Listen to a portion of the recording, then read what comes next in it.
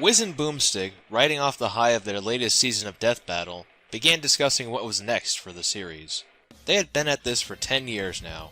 Was it finally time to settle who would win in a fight between the two of them?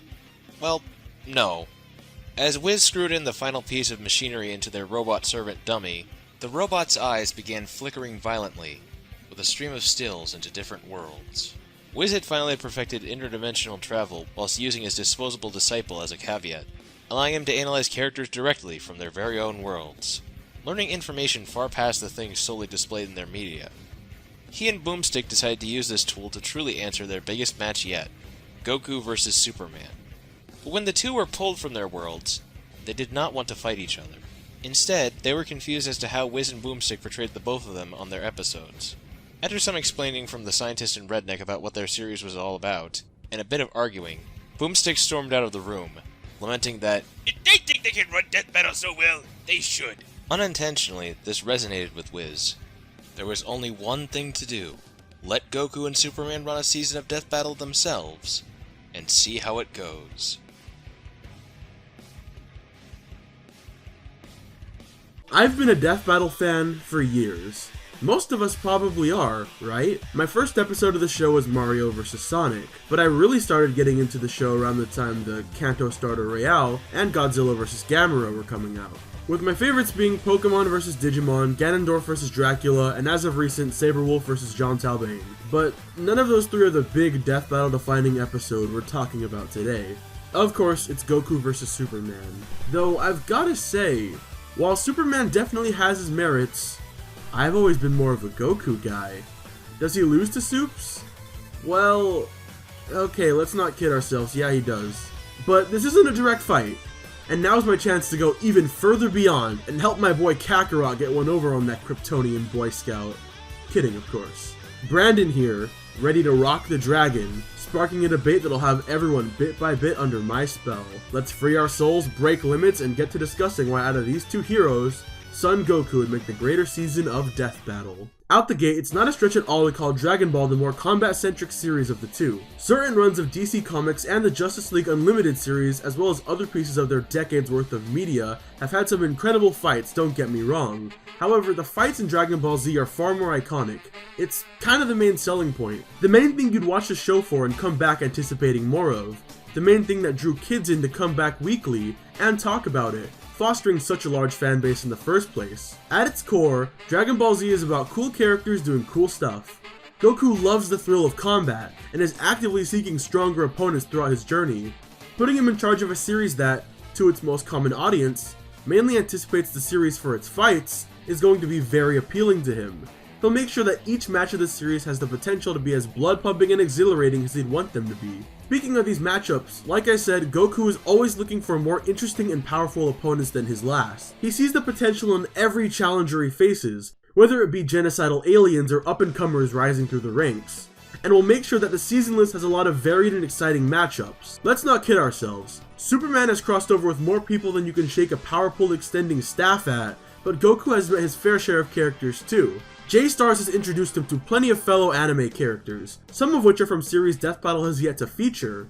He's even met Mario, who's like that one neighbor 3 doors down that everyone knows. Even in-universe, the Tournament of Power showed Goku amped up against a huge selection of varied opponents from other universes. Although, what's stopping him from just, researching for new characters? He may not have met all the hot commodities of characters in the most requested death battles, but he's always seeking out new opponents and potential fighters. Meanwhile, Superman being from DC means the characters he's in direct connection to, a majority of Death Battle's audience is already burnt out from seeing. I love a good Winter Soldier vs. Red Hood here and there, but you've gotta vary up your season with new and interesting series to keep people interested. Superman may also be a bit more hesitant to put people he's met in fights, especially given the death in Death Battle. Even if they're just simulations, even Wiz and Boomstick have shown remorse during these episodes as to how real these simulations can get. Speaking of, if Death Battle were to shake things up, the host dynamic of Goku and Vegeta would be on par with Wiz and Boomstick. They could lend themselves to a new and interesting spin, whereas I'm unsure who Superman could co-host with. Batman would not want to be on the show, and would lend himself to dry commentary. He's also against killing. On the other hand, Goku has a ton of resources and friends at his disposal, and his world would lend to some great production behind the scenes. Bulma and her dad have a comical amount of technology and money a la Capsule Corp. But of course Batman has a ton of money too. However, I don't think he's gonna be as willing to give his money for something like Death Battle, whereas we've seen Bulma splurge on even the most stupid things. With Bulma, they can also track down the Dragon Balls. It used to take them months to do that in the original series, but if they really wanted to, they could grab them in like a day. The sky's the limit what these wish-granting orbs could provide for the team. And Goku has access to the hyperbolic time chamber. Basically, in this dimension, time is slowed down to a snail's pace.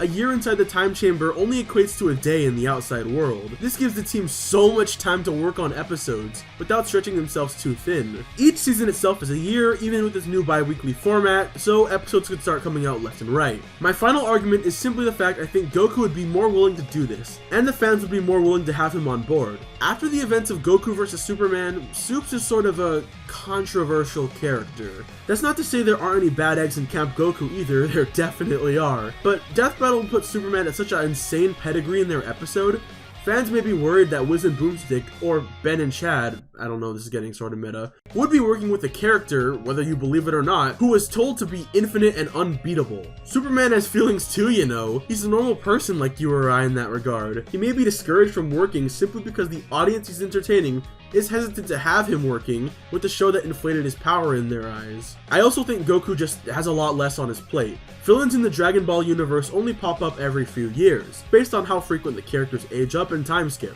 I already brought up the time chamber, but taking down villains is Superman's day job. He won't want to have any of this on his mind as well.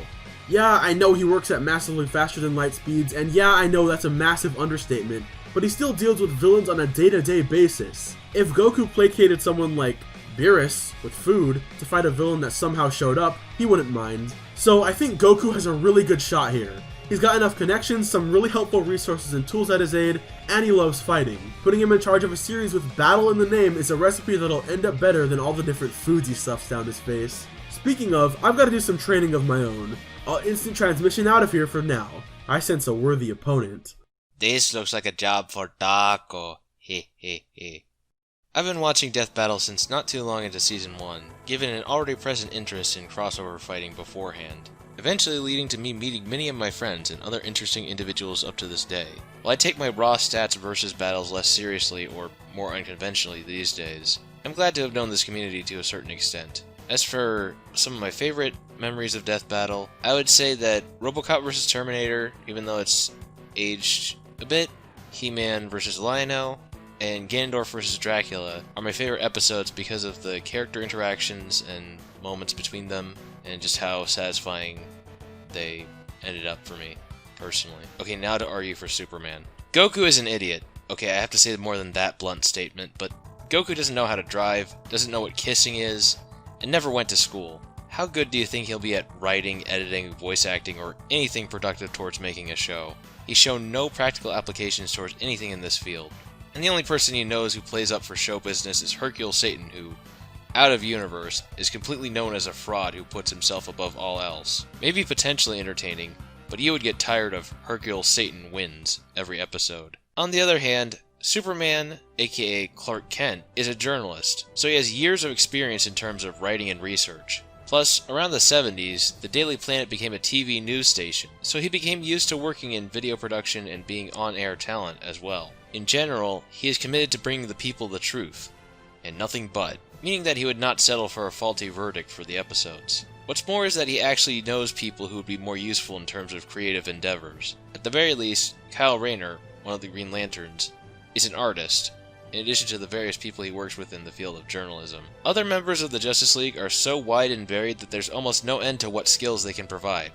If you want good fighters to help with choreography or fighting style research, there's everyone from Batman, who has basically studied every martial art on Earth, to Wonder Woman, who has trained alongside numerous pantheons of gods, to even more obscure ones like Wildcat, who helped train some of the greatest fighters of the DC Universe, like the aforementioned Batman or Black Canary. Other valuable assets that Batman can provide are his vast fortune, easily outweighing Bulma's. If you want more money backing it up, the likes of Green Arrow and Ted Kord, the Blue Beetle, may also be around, who may be more willing to be involved in something goofier like this. Batman and others like Mr. Terrific can also provide tech resources, But even more than that, we have Cyborg, who can directly interface with the internet itself, and the Justice League supercomputer, which can perform any calculation imaginable with blazing speeds. You might say that Batman would not be interested in researching for a show about death, but 1. These are confirmed to be simulations, not usually the characters themselves just being thrown together to actually murder each other. I mean, Batman himself came back 3 times, with 2 deaths in there. Both Supes and Goku have seen deaths and returns in their world,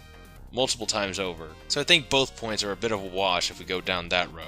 And 2, Batman absolutely has to be prepared for everything, and has plans against every Justice League member, and all that. You'll never know when he'll have to fight Smokey the Bear or Pinkie Pie, I guess. Even against Goku, the Justice League is no stranger to anime. Martian Manhunter is enough of a weeb to pick Rei Hino, the real name of Sailor Mars, as a codename for a disguise, and Batman was enough of a weeb to recognize it.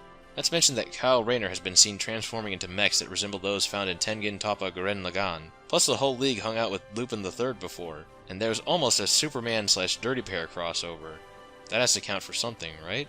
That brings us to ridiculous crossovers in general, and long, weird-ass histories. DC has gone through way more writers than Dragon Ball, to say the least, and have adapted and changed to modern times more than Goku has had to. Superman always at least having some knowledge of what is going on in the current day, as well as having more strange things in such a long history. A prime example of that are the various crossovers that DC has had over the years. Obviously they've met with Marvel, which some fans are a bit tired of as actual matchups on Death Battle. But there's much more than that, given that just counting Superman alone, he has met with the likes of Aliens and Predator, Dracula, Frankenstein's monster, the Terminator, the Power Rangers, the Ninja Turtles, the Looney Tunes, He-Man, the Thundercats, Pokemon, in Kids WB promos, the Mortal Kombat cast, the Men in Black, Scooby-Doo, Hellboy, the Nesquik Rabbit, and even real-life figures such as Muhammad Ali, Jerry Lewis, and John F. Kennedy before he got cloned. Not to mention characters that Batman and other DC characters may have met themselves separately. From all research and technical purposes,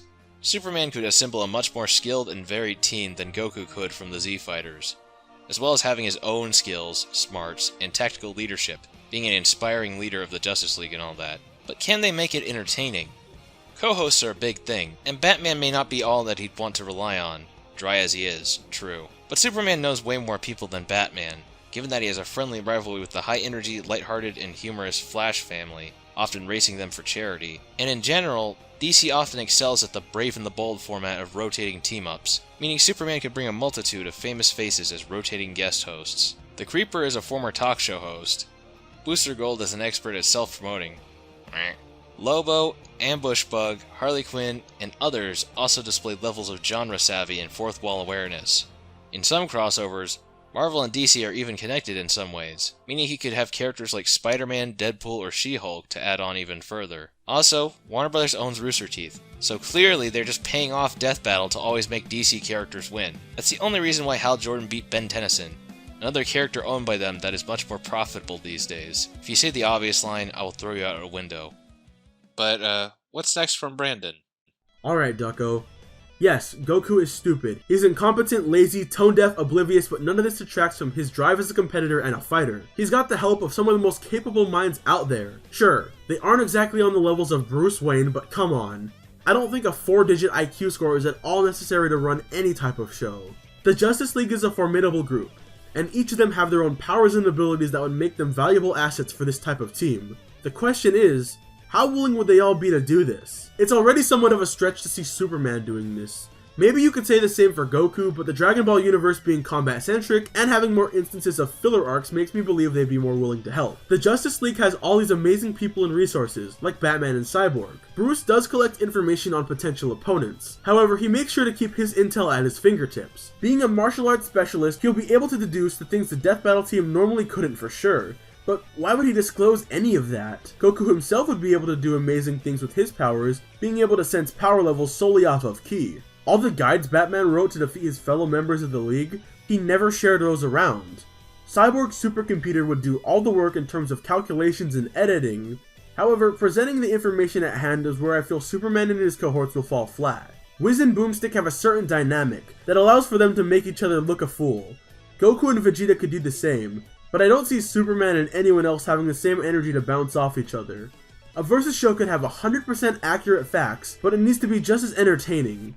Superman is a very humble and charismatic person. He's a great guy, but he's either working with someone who's stone cold like Batman, overly eccentric like The Flash, or someone out of touch like Wonder Woman or Martian Manhunter.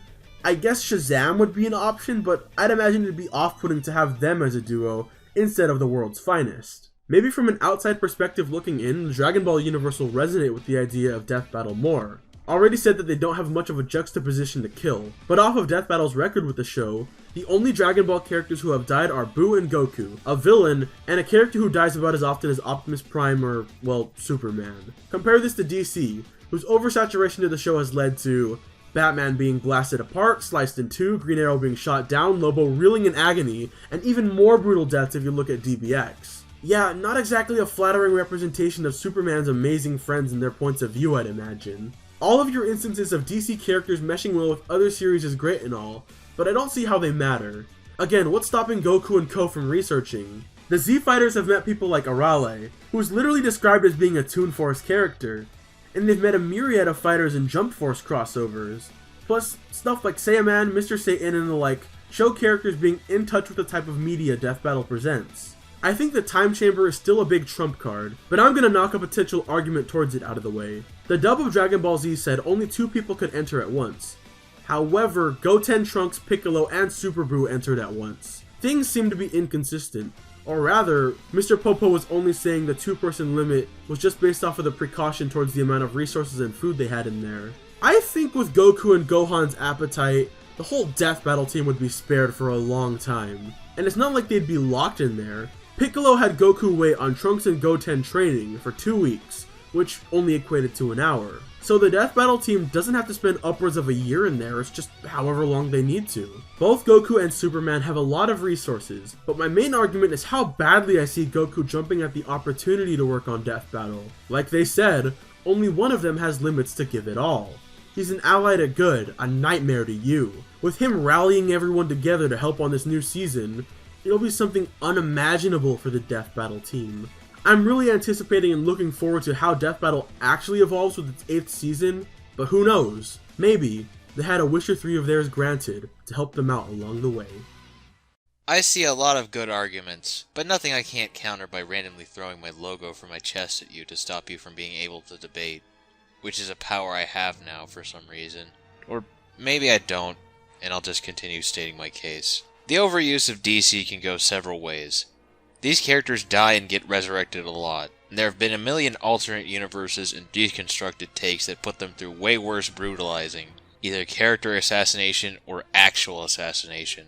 The Batman, Green Arrow, etc. in these animations are very clearly not the actual versions of these characters. Plus DC generally wins with their top tiers anyways. And even if they really don't like seeing themselves get brutalized, wouldn't that mean less DC matchups and Marvel vs. DC ones in general? Thus, more variety. They might not be morally okay with violence being inflicted upon other universes, but it's already shaky that they'll take this as the worst real violence. And if they can run it any way they feel, maybe they can make it not always have to end in death.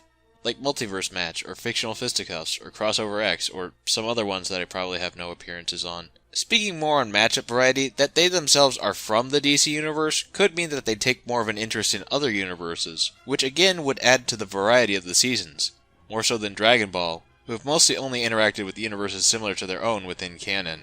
And have already demonstrated that some of them are fans themselves. Even Batman has his pulp hero fandom that inspired his guys in the first place. Dragon Ball may be more combat-centric, but I would say DC has a wider variety in terms of powers and fighting styles. You have some enemies like the body-sapping Cell or the shape-shifting Boo who have something tricky about them. But ultimately, how you defeat someone in DBZ onward is just hit it hard, key blast it hard, if all else fails, you get a new form. They're skilled martial artists, but none of them are as good at research as any of the DC characters that I have previously mentioned. Plus, the best moments in both Death Battle and DC are character-based, and a fight can mean a whole lot more with more weight behind it. Not that Dragon Ball has none of that, but there's comparatively less, as well as a lot of people complaining that certain characters have wasted potential even. As well, DC characters exist more in a world that interacts with the outside culture, albeit with some minor differences like Big Belly Burger instead of McDonald's or something. There are instances of this in Dragon Ball, but they're relatively sparse in comparison. The hyperbolic time chamber is incredibly useful, probably the most useful tool they have. But DC has numerous ways of rewinding, slowing, and stopping time,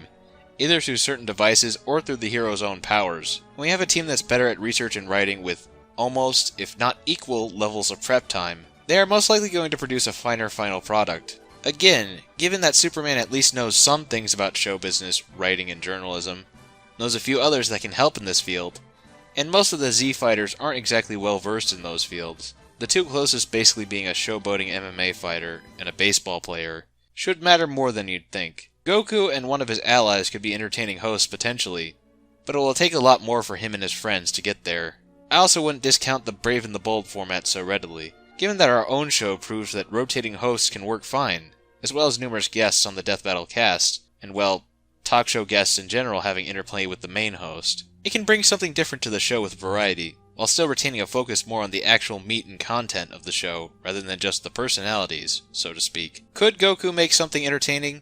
Yes, but in my view, it'd be nothing but a blooper reel. I feel like the Great Saiyaman could be the next Shockmaster in this regard. Meanwhile, I think Superman and others he knows would have more practical experience in this field, and could actually create a full show. One that's still entertaining, but also substantial. Hopefully you enjoyed this bonus episode of Galaxy Grudge Match. We meant this to be a big thank you to the Death Battle team that inspired us. So leave your first experience with the show like me and Ducko did in your prediction comment. Of course with your actual prediction for who should win this match. And be sure to vote in the poll in the description as well as look at our social medias. Not to mention the Multiverses Discord server and the Galaxy Video Ko-fi pages if you are so inclined. Now before we retreat to our Fortress of Solitude to determine this match, be sure to leave some nice, interesting comments to help us decide this, as it is a tricky one. Stay safe and civil out there, folks. Up, up, and away!